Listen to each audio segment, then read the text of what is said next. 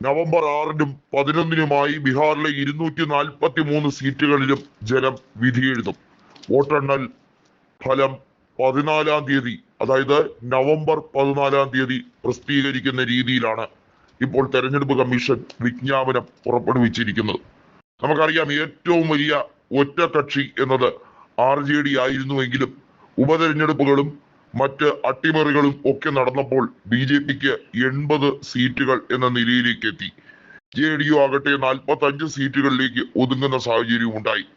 ഇക്കുറി NDA എന്ന രീതിയിൽ BJP ലക്ഷ്യം വെക്കുന്നത് ഒറ്റയ്ക്ക് ഭരിക്കാൻ കഴിയുമോ, അതിനുള്ള സാധ്യതകൾ എങ്ങനെയാണ്, JDUവിനെ അനുസരിപ്പിക്കാനും അതിനുവേണ്ടിയുള്ള എല്ലാ തയ്യാറെടുപ്പിലുമാണ് BJP എങ്കിൽ അതിനുവേണ്ടി ഉതകുന്ന എല്ലാ സഹായങ്ങളും തെരഞ്ഞെടുപ്പ് കമ്മീഷന്റെ ഭാഗത്തു നിന്നും ഉണ്ടാകുന്നു.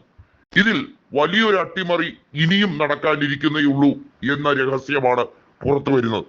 അതായത് 243 മണ്ഡലങ്ങളിൽ ഓരോ മണ്ഡലങ്ങളിലും ശരാശരി 5000 മുതൽ 10,000-ഓളം വോട്ടുകൾ പല സ്ഥലങ്ങളിലും, അത് കൃത്യമായും ന്യൂനപക്ഷ വോട്ടുകൾ കൃത്യമായി അവിടെ നിന്ന് ഒഴിവാക്കുന്ന രീതിയിൽ അവിടെ ഭിന്നിപ്പ് നടത്തിയിരിക്കുന്നു.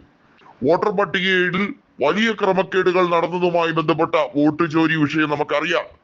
പാട്നയിലും ബീഹാർ മൊത്തത്തിലും ഇളക്കി മറിച്ച രീതിയിലുള്ള വലിയ ഒരു പ്രചരണം രാഹുൽ ഗാന്ധിക്ക് നടത്താൻ കഴിഞ്ഞു. 8.5 ലക്ഷം ഉദ്യോഗസ്ഥരെ നിയോഗിച്ചുകൊണ്ട് തെരഞ്ഞെടുപ്പ് കമ്മീഷൻ നടത്തുമ്പോൾ 7.5 കോടിയോളം വരുന്ന വോട്ടർമാരാണ് ബീഹാറിൽ സമ്മതിദാനം രേഖപ്പെടുത്തുക എന്നുള്ളതാണ്. പക്ഷേ അവിടെ വലിയൊരു ട്വിസ്റ്റ് ഉണ്ട്. വോട്ടർ പട്ടികയിൽ വീണ്ടും ക്രമക്കേടുകളുടെ ഒരു ഘോഷയാത്ര തന്നെയാണ് സംഭവിക്കുന്നത്. അതായത് നമുക്കറിയാം, ഇഞ്ചോടിഞ്ച് പോരാട്ടമാണ്. കഴിഞ്ഞ തവണയും ഏതാനും ചില ലക്ഷങ്ങളുടെ വ്യത്യാസം മാത്രമാണ് രണ്ട് മുന്നണികൾ തമ്മിൽ ഉള്ളത്. അതായത് 2 മുതൽ 5 ലക്ഷം വരെയുള്ള വ്യതിയാനം മാത്രമേ ടൈറ്റ് കോമ്പറ്റീഷൻ ആയാൽ നടക്കുകയുള്ളൂ.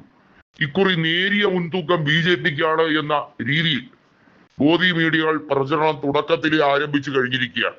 ഈ നേരിയ മുൻതൂക്കം ആരാണ് കൊടുത്തത്? ബീഹാറിലെ ജനങ്ങളല്ല. വോട്ടർ പട്ടികയിലെ ക്രമക്കേട് ഉൾപ്പെടെയുള്ള കാര്യങ്ങൾ ഇതുവരെയും പരിഹരിക്കപ്പെടാതെ തെരഞ്ഞെടുപ്പ് കമ്മീഷനാണ് BJPക്ക് ആ നേരിയ മുൻതൂക്കം കൊടുത്തത് എന്ന് പ്രഥമ ദൃഷ്ട്യാ വ്യക്തമാകുന്ന സാഹചര്യമാണ് ഇപ്പോൾ വന്നിരിക്കുന്നത്. തേജസ്വി യാദവ് പറയുന്ന ഒരു കാര്യം എന്ന് പറഞ്ഞാൽ, ബീഹാറിലെ മുഴുവൻ ജില്ലകളിലും വലിയ തോതിലുള്ള ക്രമക്കേടുകൾ നടത്താൻ വേണ്ടി വരണാധികാരികളെ വരെ കൂട്ടുപിടിച്ചിരിക്കുകയാണ് തെരഞ്ഞെടുപ്പ് കമ്മീഷൻ.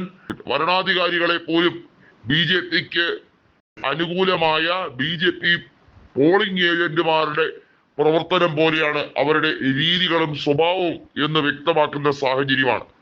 അതായത് ഉദ്യോഗസ്ഥരെ ഉപയോഗിച്ച് തെരഞ്ഞെടുപ്പ് അട്ടിമറിക്കാനുള്ള ശ്രമം. ഈ തെരഞ്ഞെടുപ്പ് വിധി ഏതൊക്കെ രീതിയിലായിരുന്നാലും ഇതിനകത്തുള്ള പ്രസക്തമായിട്ടുള്ള സംശയങ്ങൾ ഒന്നും ദൂരീകരിക്കപ്പെട്ടിട്ടില്ല എന്നുള്ളതാണ് വാസ്തവം.